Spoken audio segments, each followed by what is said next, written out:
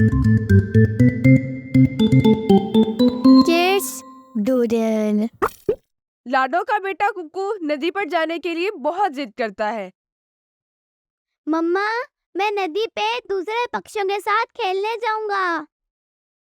कुकू बेटा, हम गरीब हैं, गरीब बच्चों से कोई नहीं खेलता। नहीं माँ, मैं तो जाऊंगा दूसरे पक्षियों के साथ खेलने। कुकू अभी छोटा था, वो अपनी मम्मा की कोई बात नहीं सुनता और वो नदी पर चला जाता है। वो नदी पर जाता है प्लीज़ हमारे चैनल को सब्सक्राइब करें और बेल आइकन को प्रेस करें। तो किक्की और जग्गू पहले ही वहां पर खेल रहे होते हैं। कुकू जग्गू की बॉल को किक लगाता है, जिससे जग्गू गुस्से में आ जाता है। तुमने मेरी बॉल को कैसे किक लगाई? भागो भागो, गरीब चिड़िया के बच्चे। हाँ हाँ, भाग जाओ गरीब चिड़िया के बच्चे। फिर कुक्कू वहां से चला जाता है और जाकर एक पेड़ पर बैठ जाता है।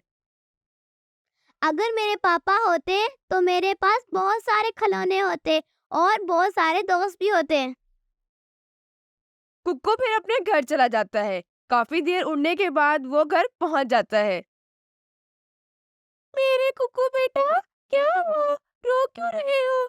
किसी बच्चे ने मारा है? मुझे बताओ, क्या हुआ है मेरे बच्चे? फिर कुक्कू अपनी मम्मा को सब बताता है। मम्मा, जग्गू और किक्की ने अपने साथ मुझे नहीं खेलने दिया और मुझे कहते भाग जाओ गरीब चिड़िया के बच्चे। कुक्कू मेरा बेटा, परेशान नहीं हो, ऊपर वाला सबके साथ होता है। मम्मा, मुझे भी खिलौने चाहिए, फिर मेरे पास भी दोस्त होंगे। बेटा, मैं कुछ करती हूँ, मैं फिर अपने बेटे को खिलौने लेकर दूंगी। रात हो जाती है। कुक्कू फिर सो जाता है, पर लाडो को नींद नहीं आ रही होती। वो मन ही मन में सोच रही होती है कि कुक्कू के लिए कहाँ से खिलौने लेकर आऊं। ये सोचते ही सोचते फिर अगले दिन सुबह होती है, तो लाडो सुबह ही सुबह किसी काम की तलाश में घर से निकल जाती है। लाडो उड़ते उड़ते दूसरे जंगल में पहुंच जाती है। दूसरे जंगल में पहुंचकर वो देखती है नीचे एक किसान का घर होता है, जिसके सामने कुछ मिट्टी के खिलौने पड़े होते हैं। वो उन खिलौनों के पास चली जाती है। ये खिलौने किसके हैं और ये मिट्टी से बने हुए हैं? अभी वो यही सोच रही होती है कि उसके दिमाग में एक ख्याल आता है। क्यों ना मैं भी मिट्टी से खिलौने बनाऊं और उन्हें बनाकर बाजार में बेचूं।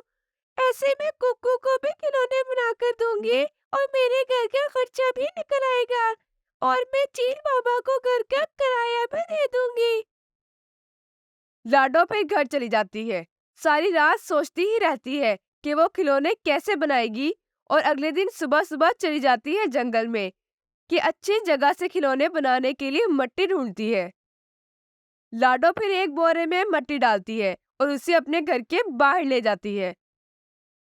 मैंने खिलौने के लिए मिट्टी तो इकट्ठी कर ली, अब इसे गूंथने के लिए पानी की जरूरत है। मैं ऐसा करती हूँ, घर से एक बाल्टी लेके नदी से पानी ले आती हूँ। लाडो फिर अपने घोंसले से एक बाल्टी लेती है और नदी की तरफ जाती है। नदी से बाल्टी में पानी भरकर घर लाती है और उससे खिलौने बनाती है। अब ये खिलौने बन गए हैं, कल मैं इन्हें धूप में सुखाने के लिए रख दूंगी। लाडो फिर घर चली जाती है। कुक्कू लाडो का इंतजार कर रहा होता है। मम्मा, आप 2 दिन से रोज सुबह सुबह घर से बाहर चली जाती हैं और अनाज भी नहीं लेकर आती। कुक्कू बेटा, आपकी मम्मा आपके लिए एक सरप्राइज बना रही थी, उम्मीद है आपको पसंद भी आएगा। मम्मा, क्या सरप्राइज है? बेटा, अगर मैं अभी बता दूंगी तो वो सरप्राइज थोड़ा ना होगा। लाडो और कुक्कू बातें करते करते सो जाते हैं। अगले दिन सुबह होती है तो वो दोपहर को जाकर देखती है उसके खिलौने सूख जाते हैं।